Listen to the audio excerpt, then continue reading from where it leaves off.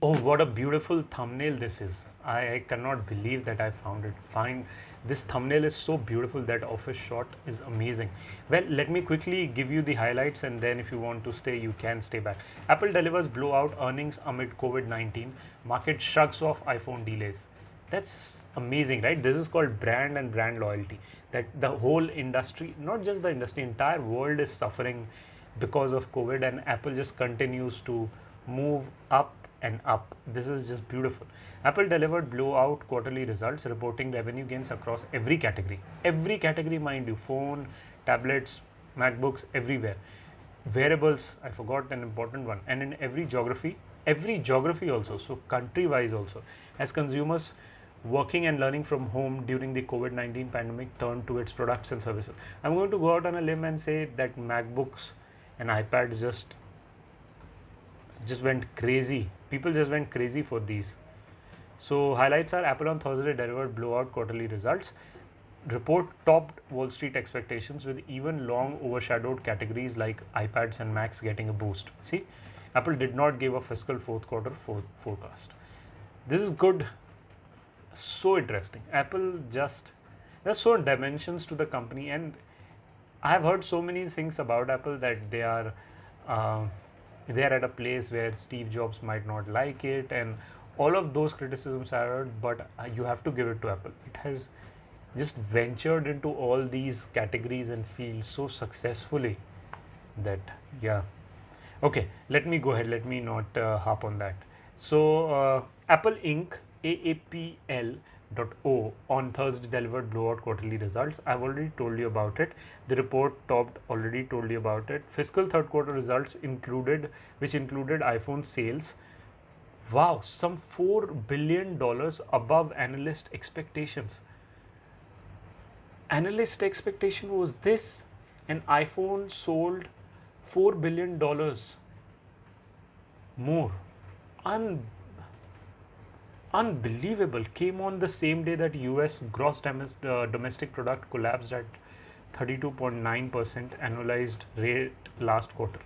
I'm just assuming that Apple did better than GDP, some sort of result. The nation's worst economic performance since the Great Depression. Oh, yeah. USA is very badly hit. I mean, I think all the countries are very bad times.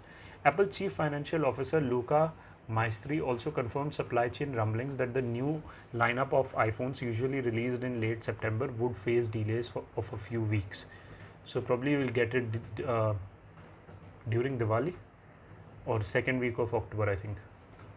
But executives predicted continued strong performance from the company's products.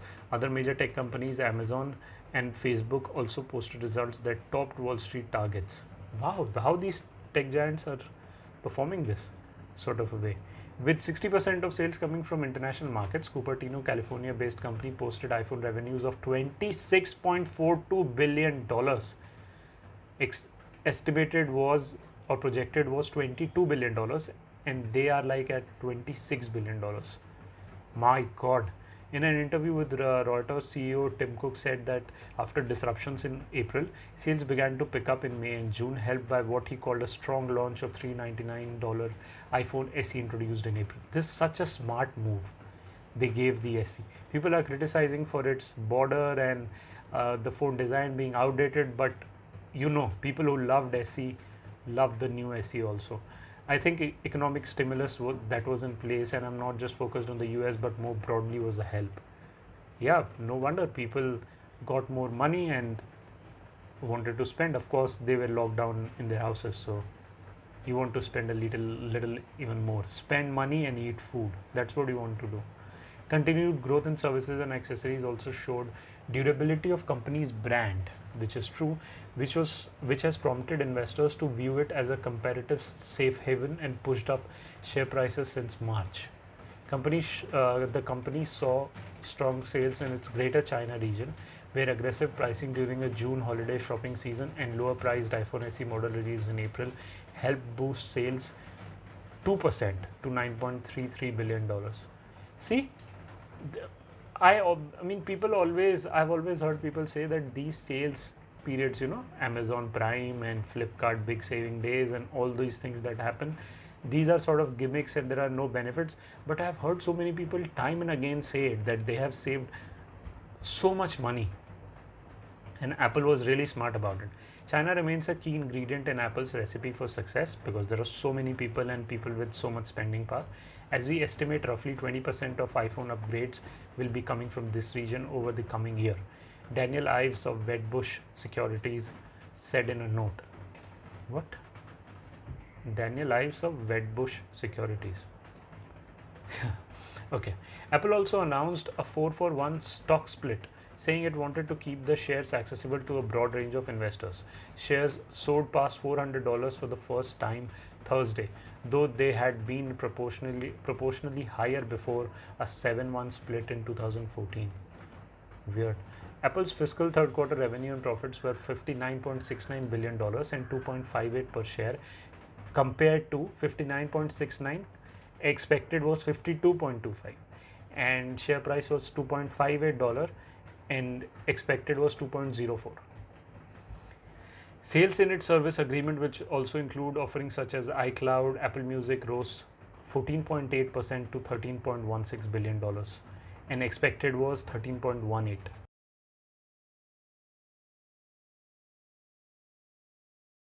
Cook told Reuters that Apple has 550 million paying subscribers on its platform. It's inching to, it's already 500 million subscribers, paying subscribers. Unbelievable. It added 35 million paying subscribers in one quarter. 35 million paying subscribers. People are sitting at home and just discovering Apple services. Sales in wearable segments that includes Apple Watch rose 16.7%. Estimated was 6 billion and it became 6.45 billion. $450 million sales in just one quarter, that too from Apple wearables. That's it, which includes your Apple Watch, AirPods, anything else. Apple did not give a fiscal fourth quarter forecast. This is just typical Apple. They do not disclose so many things, but that's a good thing.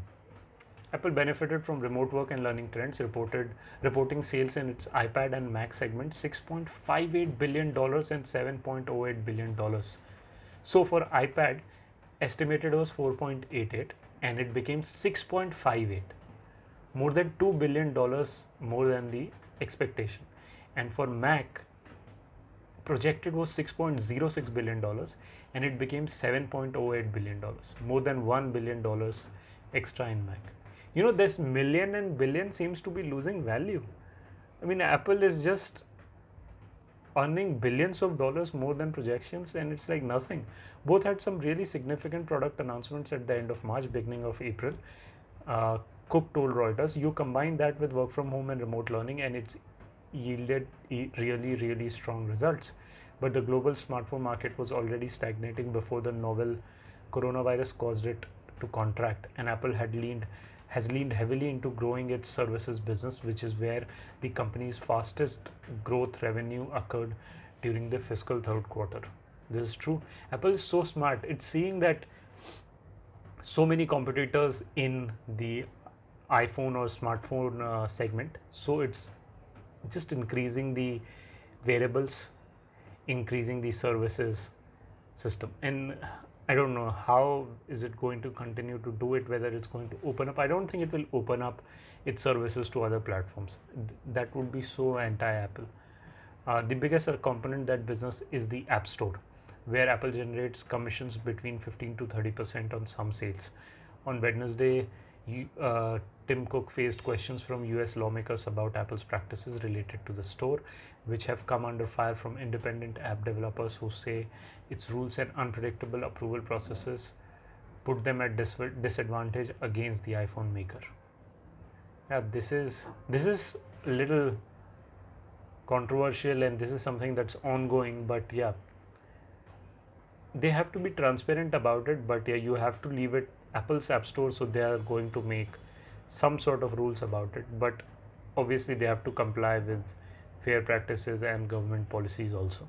So we'll see what happens here, but this sounds really amazing as to what has happened. Let me quickly see if I find something else. This is another important thing if you have forgotten. Apple has refreshed its iPad and MacBook lineup with the launch of new iPad Pro, MacBook Air and a 13-inch MacBook Pro in the last 4 months. I think this is what has contributed. Work from home came in, people wanted something new and they were thinking that maybe I'll wait for a couple of months, and just at that opportune moment, I sound like Johnny Depp, Pirates of the Caribbean, but just at that moment they launched these products which are basically work from home substitutes for laptops. iPad Pro, MacBook Air, 13-inch MacBook Pro, and sales just skyrocketed, just unreal.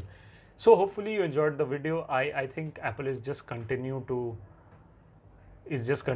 dominate, and it will continue to do so in so many years to come, just expanding its line of services products so beautifully, and it's venturing into services based offerings also. So sky's the limit, but it's a good thing, win-win for all, and hopefully there are some competitors also so that the market is fair.